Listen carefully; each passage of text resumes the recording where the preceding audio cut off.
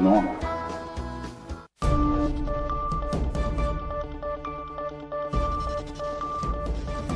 It's time for the 420 Radio News, covering the latest headlines in consumer cannabis, medical marijuana, and industrial hemp. Transcripts of 420 Radio News are available daily on our website at 420radio.org. Now, here's Russ Belville with your marijuana headlines in 4 minutes and 20 seconds. This is your 420 Radio News for Friday, December 12, 2014. The U.S. House of Representatives approved a measure late Thursday night to defund the federal war on medical marijuana. If passed by the Senate and signed by President Obama, the provision would bring a halt to the 3-year-long Medipot crackdown in California and other states. The Hinchy-Rohrabacher amendment to the $1.1 trillion Cromnibus spending bill blocks the use of Department of Justice funds to, quote, prevent medical marijuana states from implementing their own state laws that authorize the use, distribution, possession, or cultivation of medical marijuana, end quote. The vast majority of Americans, 78%, support states' rights to allow access to medical cannabis. The Cromnibus is expected to pass the Senate and be signed by the president. President Obama supports legalization of the recreational use of marijuana in the nation's capital as approved by D.C. voters in a November initiative, the White House says. But he also reluctantly supports and would sign a government funding bill that includes a rider blocking the measure, White House spokesman Josh Earnest said.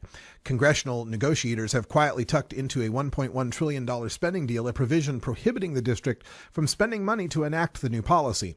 Quote, we do not believe that Congress should spend a lot of time interfering with the ability of citizens of the District of Columbia to make decisions related to how they should govern their community, end quote, Earnest told ABC's Jonathan Karl. But despite the concerns, quote, the president supports the passage of this compromise proposal and would sign it if it arrives on his desk, end quote. D.C. voters approved legalization by a 70% vote this November. The federal government is stockpiling hundreds of suspicious activity reports that could provide federal agents with sufficient evidence to shut down any state-legalized marijuana business.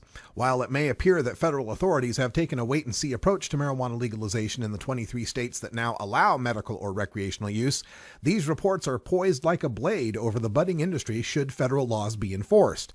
The federal government has already collected more than 1,100 reports that implicate different cannabis companies in financial crimes nationwide. Some U.S. representatives from Colorado and other states have introduced legislation to federally legalize state-approved marijuana, or at least legalize the industry's access to banking. But those bills have not advanced, and state-approved marijuana businesses operate solely as a matter of federal discretion. That could change at any time. A group wanting to make weed legal in Mississippi could begin as early as next week to collect signatures to have an initiative on the November 2016 ballot seeking to legalize marijuana in the state. Mississippi for Cannabis filed a petition in late September with the Secretary of State's satellite office in Hernando, said petition organizer Kelly Jacobs, a longtime Democratic Party official from Hernando.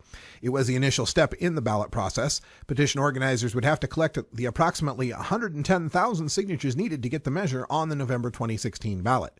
Voters would then have to approve it for it to become law. Jacobs said the ballot initiative proposal would legalize cannabis for adults to own as much as they wish, to use as they wish, just like alcohol or cigarettes. However, it would have to be kept from minors. A pro-gun group is pushing a ballot initiative for 2015 that would allow users of marijuana to obtain a concealed handgun permit in Colorado.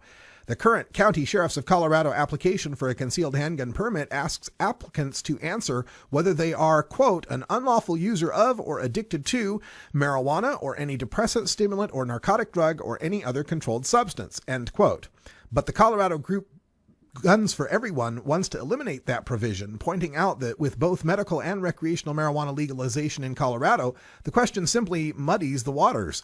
The ballot initiative would amend the statute to state that a sheriff must issue a permit to an applicant who is, quote, not an unlawful user of or addicted to any controlled substance. It would then state that, quote, lawful use of marijuana shall not be cause for denying a permit to carry a concealed handgun, end quote. The Kentucky Department of Agriculture is taking applications for next year's industrial hemp pilot projects. Potential growers must apply by January 1st. Farmers who are chosen will be notified in late January. Hemp was grown in 2014 for the first time since it was outlawed decades ago, along with marijuana, which has far more of the high-inducing chemical, THC. Several research pilots were grown by universities, and a handful of farmers grew private plots. This has been your 420 Radio News for Friday, December 12, 2014.